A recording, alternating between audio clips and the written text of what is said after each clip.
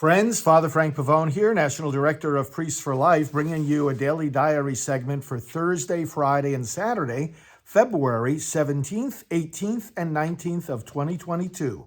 3 days when we had approximately 60 pro-life leaders, national leaders from across the country here at our Priests for Life headquarters for another strategy session, planning, sharing of information, really great days, because as I told them, nothing inspires me more aside from the direct grace of God himself than the fellowship and the commitment and the encouragement we share among pro-life leaders in this great movement for the unborn. So what did I do those days? Well, each of those days started very early here at my desk with, of course, emails. Usually start around 4 o'clock. Had emails relating to issues of membership for those that want to join in these leaders meetings, the National Pro-Life Religious Council Board, of which I'm the chairman, and also the Council for National Policy, in which we participate. That's another key meeting of leaders, and approving memos and emails to go out to our supporters, strategy memos sharing with leaders. Then the meetings began with a 7:30 Mass, which some of the leaders attended and we taped for later broadcast. Then they came in and we were registering them and welcoming them, and we began the meetings on Thursday at 8:30 in the morning and had a rapid fire series of presentations by leaders here in the room and others that joined us remotely. So the first set of meetings finished at 10 when there was a break, but during that break I interviewed Irina Grosu, one of the leaders in our TV studio. So we taped an interview with her, then we resumed back in the meeting room until the 12 noon lunch break. Had lunch with the leaders, stopped in my office to do some emails. I had to approve an appeal letter going out to our donors and also finalize a Radio Maria program. Went back into the meeting, which resumed at 1 o'clock, went until 2:30. Another break, did some additional emails, interacted with the leaders. Meeting resumed at 3 and went until just about 5. At 5 o'clock, we had cocktails outside in the prayer garden at our headquarters, followed by a dinner in our cafe, which lasted until about 8 o'clock. And then I had some social time with the leaders after that, after a phone call update from one of our administrative team at about 8 o'clock.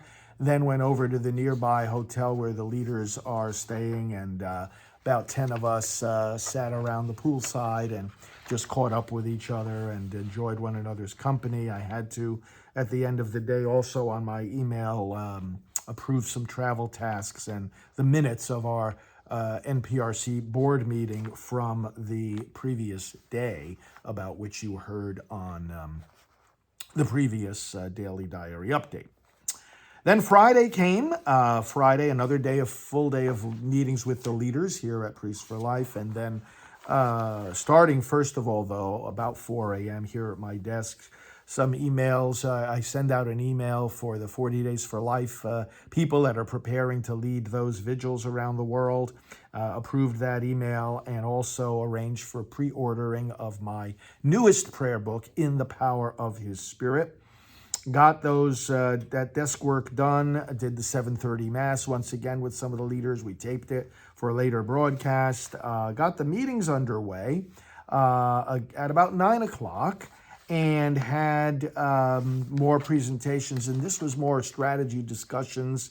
Yesterday was more, the previous day was more information sharing. This was strategy discussions, figuring out consensus and joint action on our response to the future Supreme Court decision coming out and the Dobbs case, et cetera, et cetera. During the break, I had to do respond to a question from our correspondence department, assistance in answering someone who emailed us with a question. Every once in a while, I need to give some guidance in that area, and also prepare a text going out to pro-life students nationwide. The meetings continued much like the previous day's schedule, with a break at at about 10:30, and then again for 12 noon lunch, and then again at 3 o'clock. Meeting ended at 5, and we proceeded into the prayer garden again for the evening cocktail hour. We said a prayer of blessing over our friend Chris Slattery, who has been battling cancer. Many of you know Chris as a great pro-life advocate in New York City and runs a pregnancy center network there. We had dinner with the leaders, after which I had another administrative update phone call.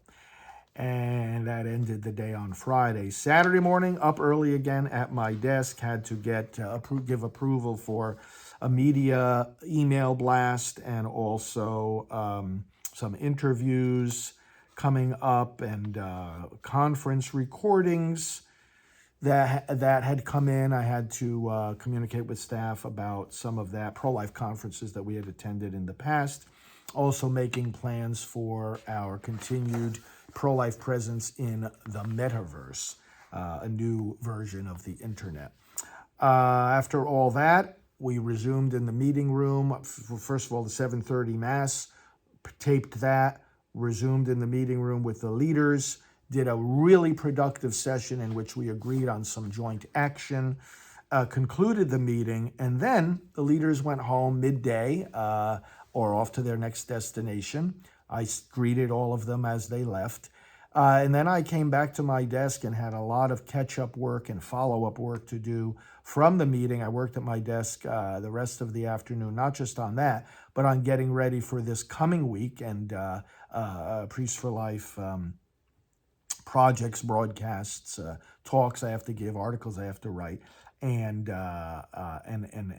material for the staff that they will be working on during the course of the week. So I worked on that at my desk, looking at future travels, of course, giving approvals for trips and so forth. And that work took me all through the rest of Saturday afternoon and into the evening. Got a quick dinner here and went to bed early. So that was the 17th, 18th, and 19th of February. Great leaders meetings. Thanks for your prayers for all the leaders and the progress of our great pro-life movement. Talk to you soon.